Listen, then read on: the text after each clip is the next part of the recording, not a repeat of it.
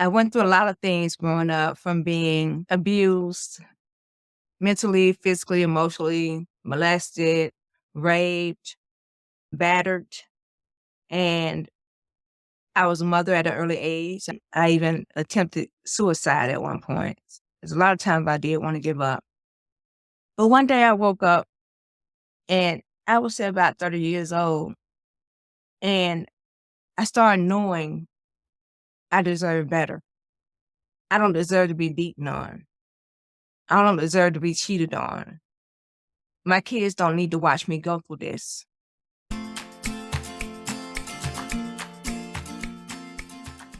Hey everyone, thanks for tuning in to the Vibrant Soul Society, The Conversations. I'm your host, Baba Sam, the Miracle Man. Our mission for the show is to help remind you that you are greater than your thoughts, and beyond your thoughts is the vibrant soul. So today we're very blessed to have a bright, vibrant soul with us, Celisha. So welcome to the Conversations. And hi, thank you. Okay, great. For people that are unfamiliar with you, who is Celisha? Well, I'm an author. I'm an actress. I am an emotional healing coach, and I'm an aspiring model. I really want to dive into a little bit more of this being an author because I start to read your book called I Survived, and it's like, Mhm. wow, what a title. Let's talk a little bit about your story and how you got to where you are today to inspire the world.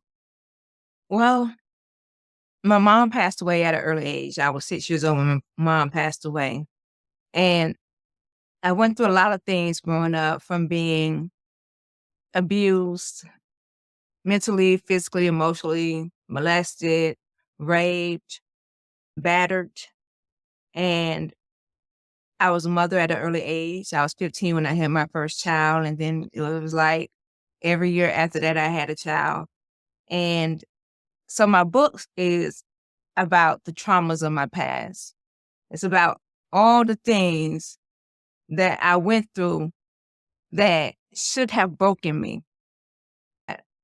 But because God's grace and mercy, it didn't break me. It only motivated me to stay strong and be stronger and to keep pushing and striving to the point to where I survived and got into a better circumstance, situation, period, for me and my family. You make a good point that from what I've read of the book so far, I haven't quite gotten all the way through, but I saw most people would have been like, I'm done, I'm broken, forget it, I'm done with this. Let's just end this now and step away from all of this. But you didn't. So what was that driving force to keep going? First, I had my children. A lot of times I wanted to give up. I even attempted suicide at one point. There's a lot of times I did want to give up. But because of everything I went through in life, the main thing that I would think about is, if something happened to me, who would take care of them? So they were my motivation to keep striving, to continue to breathe, to live. And I feel like God got a purpose for me. And I feel like that the reason why he kept me all those years is because he wants me to fulfill his purpose. Right. So you just kept going. You're like, well, somebody needs to take care of the children. I'm here for my children. Hmm. So was there a turning point where everything just flipped? You had some insights, some knowledge that get you into a better way of being? Well, so with me being beaten as a younger child, and I know i- in the Black parents' household, majority of them, I can't speak for all Black people, we were taught that if you whoop your children, it's better than other people whooping your children. You train them up in the way that you will have them to go, and they won't veer from there. And so you get in the mindset that a person doesn't love you unless they're whooping on you, right? And I started getting whoopings from men at an early age. I was 15 years old, had just given birth to my first child. And because I was the Black sheep of the family, my family never really dealt with me. I gave birth, did not know that your boobs will swell up with milk, and that you needed to put your child on your breast to breastfeed. And so I was in pain. I didn't know what to do. I was just getting out the shower, and the guy I was living with asked me to cook dinner. And I'm like, no, I'm in too much pain. I can't do it. And he punched me so hard Mm. in my face that I flew back into the shower, and I had no one to turn to. So my life was consistently like that. Every relationship I was in, from childhood after my mom passed away to the age of about 33 years old, I was being abused, physically abused.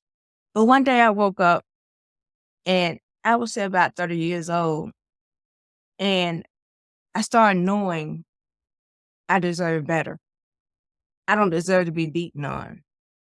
I don't deserve to be cheated on. My kids don't need to watch me go through this. And my mindset began to change, which made me start doing things that were outside the normal. So I stopped telling how much I got in my bank account because I knew that it would be taken from me. Or I started building up my credit score. I was making plans to move forward and achieve whatever goals. I was trying to buy a house. I wanted to grow and prosper. So I would say about the age of 30 is when everything started to change for me mentally. Mm. So you just had that mindset, I deserve better. You just woke up one morning, you're like, I had enough. I deserve better. No, actually, funny story. I sleep with my music on. I used to. My TV on the music channel. And there was this song that came on. I was asleep.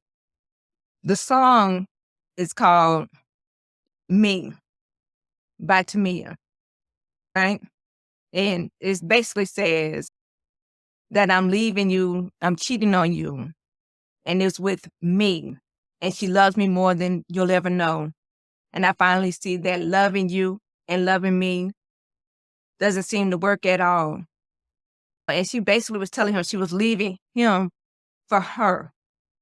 And the song was playing, and I woke up in tears. It was like God was talking to me through that song. And that became my favorite song. So I constantly played it over and over again. And it was a reminder to me to love me more than I love him. Love me more than I love my circumstances, my situation, although they weren't good. But to me, that was the best I knew. But look beyond that. So that was what changed my mindset. Waking up to that song, literally out my deep sleep, God wanted me to hear that. Yeah, I God think wanted that, me to hear that. I think that I would agree with that, that you normally probably don't wake up with specific songs playing, and this one just was played at the right time. It's really amazing if you look at the synchronicity. It became your anthem, your theme Yeah. song. And I cried. I literally woke up boo-hoo crying. I was crying, hard tears. That was God. He wanted me to hear it. Right. It became your theme, your anthem, the Yeah. strive. So how did it unfold? You were listening to this every day, a couple times a day, and you were Mhm. getting more insights on what you needed to do, and you didn't need to tell anyone about it. This was my journey. I'm just working on me. Just working on me. Start working on my credit. I started working on making sure that I was working. Even if I didn't feel good, I would take my tail to work. I was not going to sit home because I needed the money. I needed to be able to build my life outside of the marriage. Now, I was in an abusive marriage. So it was never anything that I could do in the forefront where he could see. It was always something that I would be doing behind his back, in a sense, because had he known I was trying to build my way out, I may not be here right now. You never know, right? So it took me a few years to get my credit right because, growing up, when you don't have parents, you have no one to tell you that all you got is your credit. Without your credit, you don't have anything. So make sure you keep your credit straight. I didn't have that. So my credit was terrible. And I signed up with a company, and they started helping me to fix my credit. And I was actually going to buy a house, but my husband then went and signed the paperwork because he couldn't be on the mortgage, which ended up being a blessing. It ended up being a blessing. Then, so we ended up getting put out the house that we were living in, but I had went and got a 2-bedroom. At that time, it was 5 children and myself moving in a 2-bedroom apartment. Okay. But because that's all I could afford, and I didn't want, well, he knew we had to move. I didn't put his name on the lease. I didn't want him to know that I was really working the plan that we were separating. I even took some of his things with me because I knew if I left it in the house, that would be automatic. You trying to get rid of me. And we moved into that 2-bedroom apartment. And I put 4 beds, 2 sets of bunk beds in one room, and me and my baby girl ended up sleeping in my bedroom. And he would come over in the beginning, but it ended up not working out because I guess he ultimately felt like I was pulling back. He feels like he's losing control. He's losing power. That would only make him angered. Yeah, that's really powerfully that you knew that you couldn't tell him what you were doing because he would have held you back. He would help you stay in those conditions. He didn't want you thriving. He wanted you as, would you say, property? Right. That's exactly it. It's his property. He didn't want anyone else to have me. It was to the point to where I couldn't even, if I gave a man eye contact, just in passing, because that means I'm walking with my head held high. That means I have confidence. He didn't want me to have no confidence. So if I walked and gave eye contact, I had to know that person. Therefore, when we got home, I would get beat on because I had too much confidence, enough confidence to give somebody eye contact. Wow. Yeah, it was really rough. Wow, he was really suppressing you. Yes. Don't get out of line. No, I know. It was the worst. To think about it, like we went through a spat of like a couple of years where he didn't beat on me. And in those couple of years of him not beating on me, it really helped me to find me. Hmm. Because I didn't know who I was. I can even say even after I left that relationship, I still didn't know who I was because you can't go through all that trauma and not have PTSD from it, right? Mm-hmm. You cannot go through all that trauma and not have PTSD. And so I moved on and I moved to Atlanta, Georgia, which is my saving grace. And a couple of years after that, which is going to be my next book, I met my current husband. But with me having PTSD and not knowing it, I'm thinking I'm fine. I'm out of the old relationship. I'm no longer being battered. I meet the man of my dreams. And now I'm thinking I'm perfect. But no, I'm not perfect. I'm traumatized. So what do? The PTSD that I was experiencing, not knowingly, I was taking it out on him. So now I'm victimizing him.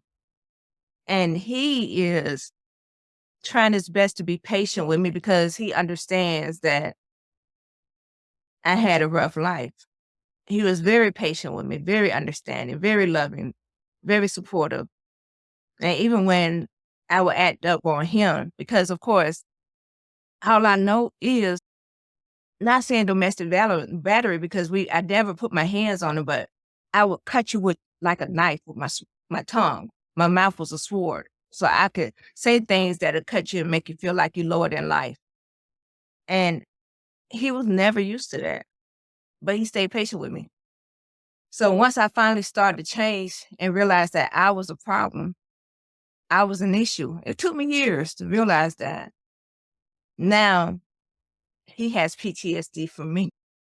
So now my next book is going to tell you, it's going to talk about me being the aggressor and how your actions could affect other people. Right. So are you still dealing with your own PTSD? Is he still dealing with PTSD? Have you moved beyond that? Well, just like he was patient for me for years, I had to be patient with him and understood it was because of me. And I actually told him, I said, you know what? You're me. You don't realize it, but you're me. I treated you like this for all these years. And then I started apologizing, and I'm so sorry. I'm so sorry. I didn't know that I was being this person. I didn't know that I was treating you this way. And I'm sorry for that. And I can't say it enough. And eventually, it took a few years, but he got it too. He realized that he was traumatized because of the way I treated him. So we are at a place where we communicate better, and it's not traumatic, but it took patience, endurance, understanding, resilience. It took a lot. Trust me. It was not easy. Did you try any outside sources like therapy, maybe a pastor, anything of that nature? We tried therapy like twice. We went maybe 2 or 3 times to a therapist. What we realized, and this is why I didn't like therapy for me. Therapists tells you what they think you want to hear. Hmm. And that was my opinion on them. I wanted somebody that was going to keep it real with me. I wanted somebody that's going to tell me you dead wrong.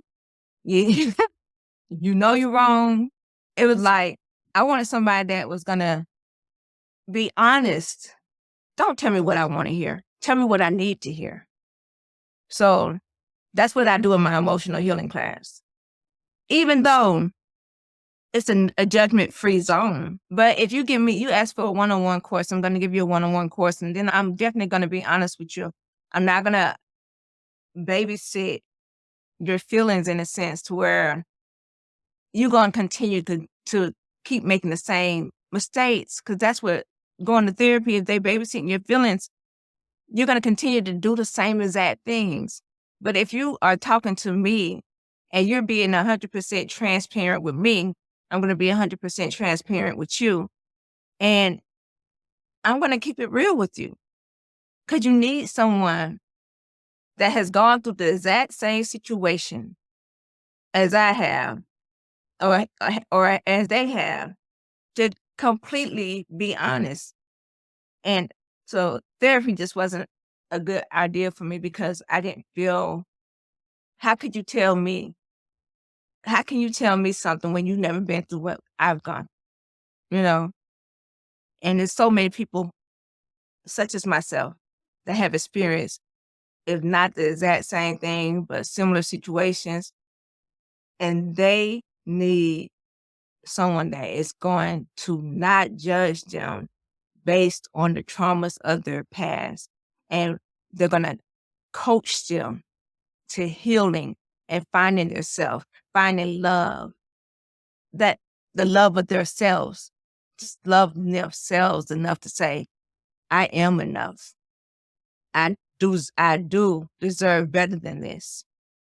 I can be treated the way that I need to be treated. That's what I found about most therapy as well. My experience was they're just chasing thoughts with more thoughts. They're not helping me to love me. That title, it's all about loving ourselves, that it always begins with accepting ourselves, and all of our flaws or whatever it may be is just really accepting ourselves. It sounds Right. like you're doing for your clients is you're bringing awareness. You keep doing these things, but are you aware that you're even doing these things? Sometimes we get into Right. the program, we're not even aware of it. Exactly. Okay, so now you're telling me what happened.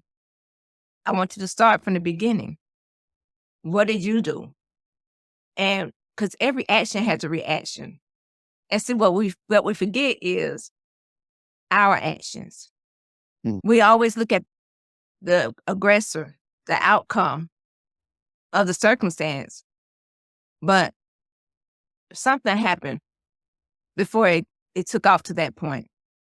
And not that I'm judging you, but I want you to tell me what happened, what was said. And then I'm going to question, how would you feel if somebody said that to you? See, put the mirror in front of you. put that shoe on that other foot. Now let's talk about that. Talk about your feelings from that point of view. And Yeah, see, that's what therapists don't do. They don't break it down like that. It's like, I want to babysit you. I don't want you to babysit me. Don't babysit me. I can take realness. I can really take realness. I respect real. yeah, it sounds like what you're doing is showing them personal responsibility, that you Mhm, are responsible for your life. And if you mhm. keep playing the victim, you'll always be the victim. Right. And I would bring that to someone's attention. And not my clients, I haven't ran across that. But I would bring that victim. You are not the victim. You are always the victim. Tell me what you did wrong. Just tell me what you did wrong, because I respect it. I hear you. And I know what they did is wrong. It's totally wrong. But what did you do? What did you say to make them react that way? Or did they just automatically react that way from just looking at you? If something transpired, what are we missing here? You Mhm. know? Yeah, you're helping them to see that root issue. So let's correct that so we don't do that again and take that personal responsibility Exactly. and then getting back into loving themselves. So how do you get them to actually love themselves that they've been through so much? Well, after each session, you get a homework assignment. Some of them you're gonna share, and some of them are for you. And it's really just studying that assignment. Let's talk about it. And what did you do towards your goal? Because even if it's a situation where you're going to want to get out of a domestic battery situation, I would never tell anybody to just pack up and leave your stuff right there, right now. If you're still in love with that person, no matter if you don't love yourself more than you love that person, I could tell you right now, pack up, leave. I'm gonna take you somewhere safe. You're gonna call that person. You're gonna go back to that person because you're still in love. All you see is that person. So we got to get you to the point where you love you more than you love that person. And you'll come to me to get out your situation.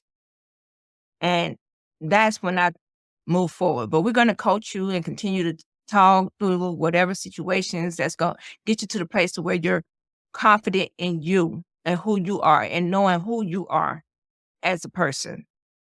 Once you get to that point, everything else going to flow smoothly because you're going to want to do it for yourself. Nobody's going to tell you what to do. It's going to be your own decision, your own choice, your own path.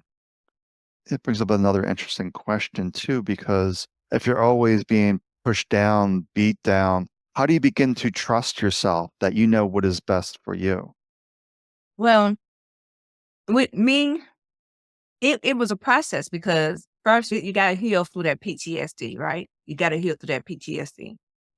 But writing helped me because what helped me to heal was not therapy.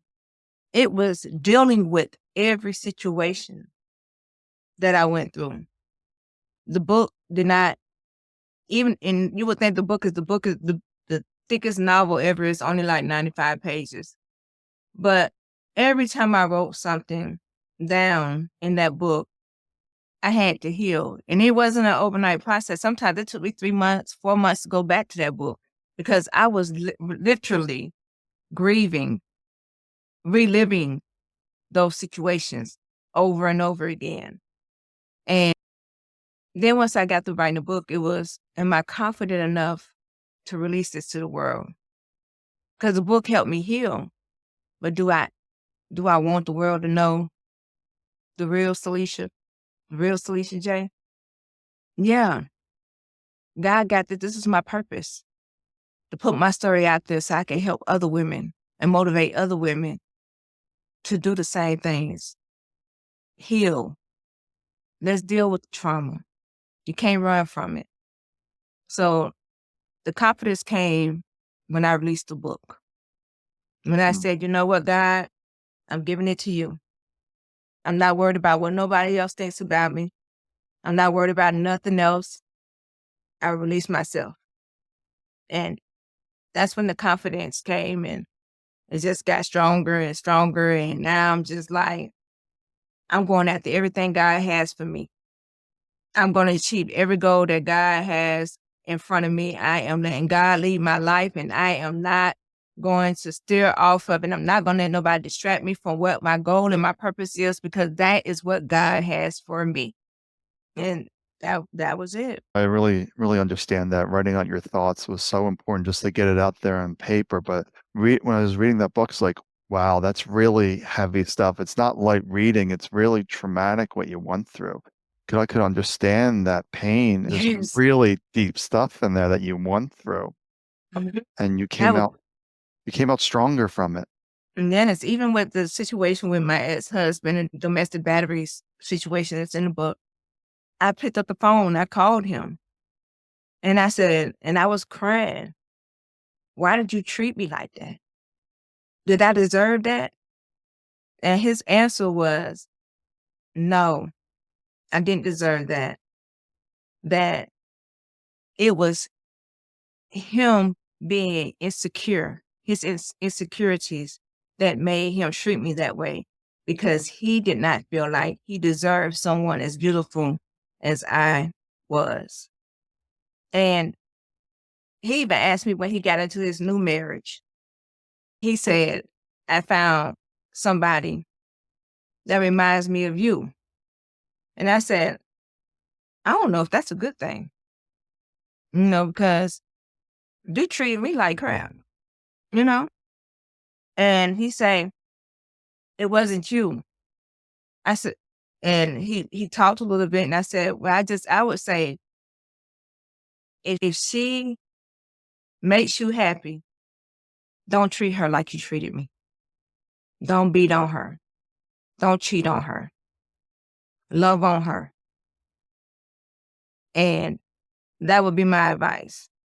So I had to relive everything, even from the first situation where I was molested by my uncle. And the first, I spoke with him, even though he's in prison serving 3 life sentences. I spoke with him. He didn't even remember that he did that, but I remember. And just what I said in that book is, that taste did not go anywhere out my mouth until I wrote it. And then I stopped tasting it. But he didn't remember that he even did that to me. I had to remind him. And of course, he apologized, but you don't even remember. You don't even care enough to remember. But at least I got it off my chest. Like, "Uncle, you did that to me. That hurt me." And I remembered it. I remember it. And so that was part of my healing, addressing the issues. Now, I didn't get to address one of the issues with the pastor. He passed on, but I would have addressed that issue too. Yeah, I would really encourage people to read that book, I Survived, because it was really dramatic stuff that you went through. Like a child 4 or 5 years old, how you began the book should never started out that way. Right, right. But you know what? It's a lot of people that think just because a child is a child of 4 or 5 years old, that they're not going to remember being molested. They're not going to remember that you did something inappropriate to them. They do remember. And sometimes it affects them throughout their entire life. How they deal with relationships with men, women, it affects them. And somebody has to be the voice, teach people, to tell people to be aware of the signs. If a man is paying too much attention to your child, that is a sign. Focus on that. Don't leave your child with them. It's important. So that's what I'm here for. I'm the voice. I'm going to spread the word. That's my purpose, and I'm going to live in that purpose until God calls me home. I am going to help every child, every woman, anyone that needs my assistance. I am there. Yeah, because we think nothing of it, what people do to us, but it really does leave some deep traumatic scars that you remember for your whole life. And it was good that the writing, then publishing the book help you to heal and mend? That was part of the PST too, is like you probably had all these little PTS that had this one big pie, and it's like each piece needed to be healed to the best of your ability by talking about it, by discussing it, and not burying it under the corner that you were talking about with the therapist. They weren't really getting into the root issue. Right, right. It was like talking to the wall, and you can't. To me, if you never experienced the trauma yourself, you're not going to be able to understand it. So that's why they were just telling me what I wanted. They thought I wanted to hear, and no, I wanted you to tell me what I needed to hear.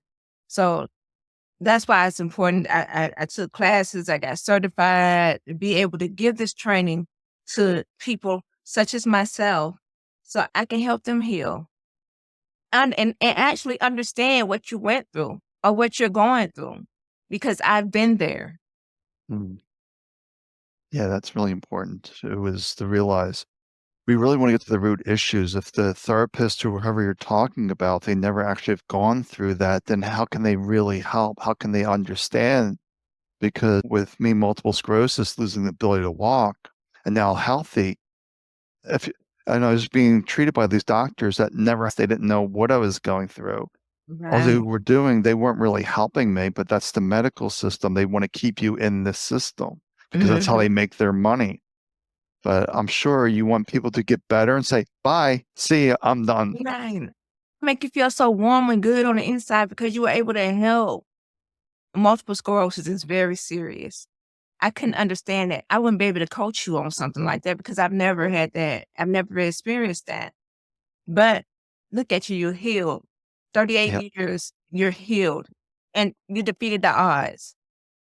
And that's a blessing. Well, if you had to go to a therapist to talk about that, because of course I know that was traumatic for you, you wouldn't want to go somebody that's never been through. You would want to speak to someone that's gone through it, that understands what you went through during that time frame of your life, right?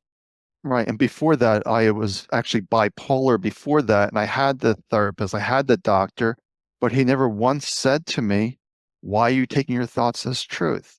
Especially when I was suicidal and life was too hard, too difficult, that I should end everything. Exactly. Why? They don't understand. You need sometimes it's just better to have somebody that have experienced and gone through what you're going through for them to understand why you feel the way you feel. If they haven't lived it, they really can't help you. They can Mhm. do what they're educated on, but they actually haven't had the direct experience. Right, because a book could just give you any scenarios, right? That's just a book. You got your degree. I'm grateful that you got your degree, but your degree didn't teach you how to deal with every situation. It only taught you the basics on what being a therapist is about. Life teaches you experiences. This is my Right, life. This is what happened. And I can help you based off what I've experienced. right. That life is our greatest teacher, having It those direct is. experiences. And then coming the other side, a lot of people are still stuck in that space. They haven't found you yet Exactly. because you need to be out there saying, hey, I've been there too. You don't have to keep with this person that's treating you like property. There's another way to do this. And you know what? And I touched so many women. People would just walk up to me. And my daughter is in the music industry. Her name is Essence Nicole. But she has a lot of friends that have gone through a lot of things. And when they sit down to talk to me, they start crying because they're going through things that I understand. And they can't find that from anybody. Being the black sheep of the family where your family don't deal with you because of certain situations and they chose to believe the other person versus you. Because when you tell somebody in your family, oh, this person molested me, and you're 14 years old and you're telling, look, this person is doing this, and they believe that person, you know how much that hurts? You know how that can affect you at 14 years old, 13 years old, that the other person is believed over you because you've been out there doing whatever you want to do, got in trouble and all that. You think because this happened and I'm not being a good girl, what caused me to transition to be the person that I am? If I was a straight A student, never got in trouble at school, and all of a sudden I'm getting D's and F's. I'm cursing out the teachers left and right. I'm doing this, I'm doing that. Why did I change? What happened to me for me to transition from being a straight A student to getting all D's and F's and cursing the teachers out and fighting and doing this? Something happened. Figure it out. It doesn't just happen because I just woke up one day and said, I'm just not going to be a good girl. Somebody's hurting me. Ask questions. Figure it out. I was screaming for help. Don't turn your back on me and stop dealing with me altogether. And now the streets got to teach me. Now I got to learn everything from the streets because my family cut me off. Now I got to learn the hard way. And then 20 years later, you find out that it was true. But you left me out there to fend for myself for all those years. When somebody should have asked me in the beginning, baby, this is unlike you. What's wrong? Talk to me. Parents need to pay attention to their children. Pay attention. They're going to tell you, like they say, your body going to tell you something wrong. Your children will tell you something wrong too.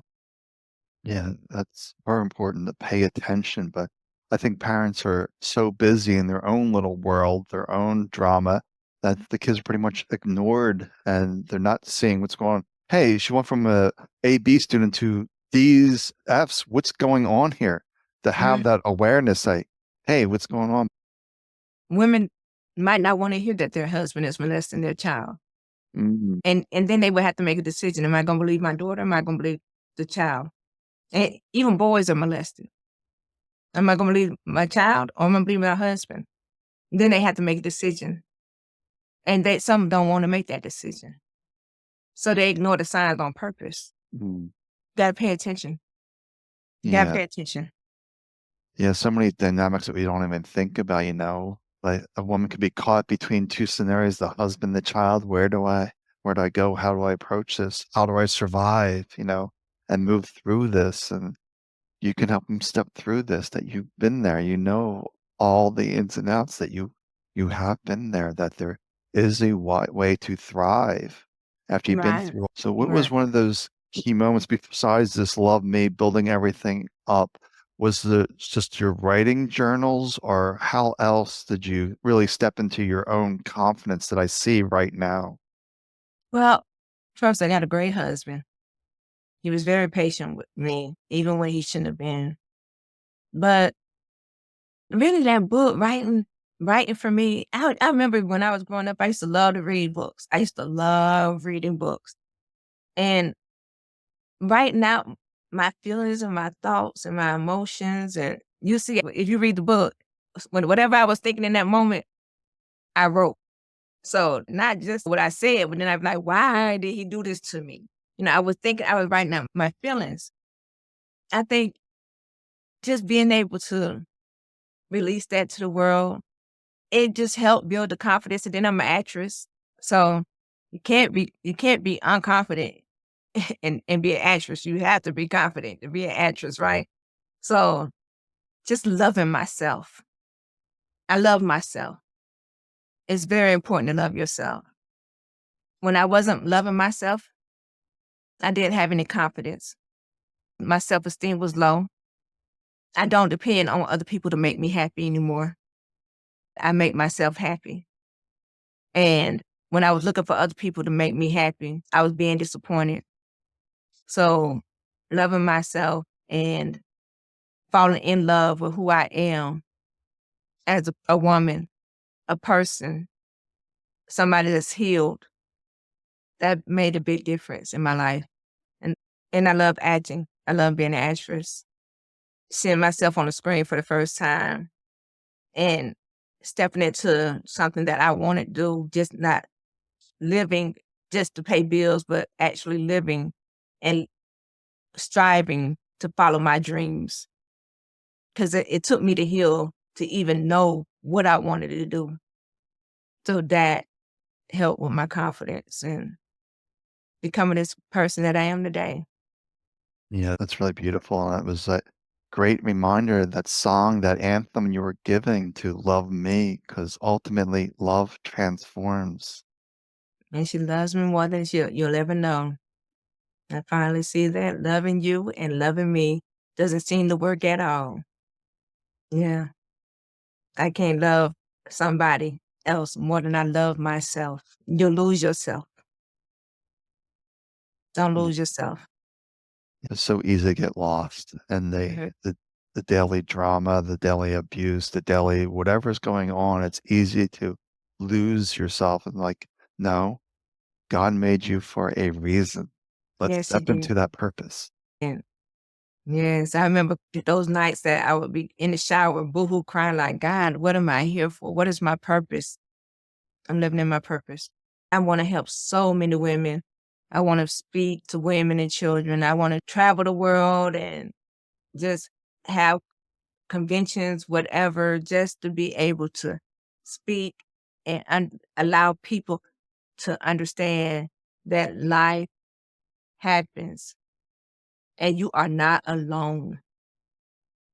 And that is my purpose, and it's going to happen. Yeah, it's beautiful. If people had questions, how would they reach out to you? All my social media platforms are Celisha J. Instagram is Celisha J _. My website, if you want to learn more, is celishaj.net. And then also, I'm going to put up a link soon so that you can book a session with Highway to Healing with Celisha J. That is my course. Of course, it's not up and working right at this moment, but in the beginning of the year, it will be. So you'll be able to actually book coaching sessions with me, and we can get together and let's work this out because you deserve the best. You deserve the best. That's a good reminder to everyone. Let's help you step into your purpose. You're Mhm. here for a reason. Right. You don't want to be 80 years old and looking back and say, I didn't do anything that I wanted to do, all because I couldn't heal or I didn't heal. I let the traumas of my past keep me from being successful. Well, we're not going to do that. We're not going to let the traumas of our past keep us from being successful. We're going to find our purpose and we're going to live in that purpose. We're going to do what makes us happy and we're going to love ourselves. Yep. And help everyone shine their light, because they are that vibrant soul that's there to radiate, That's to right. shine, live our purpose. That is so true. Well, thank you for joining us in the conversation, Celisha. It was a real pleasure. It was a pleasure. Thank you so much for having me.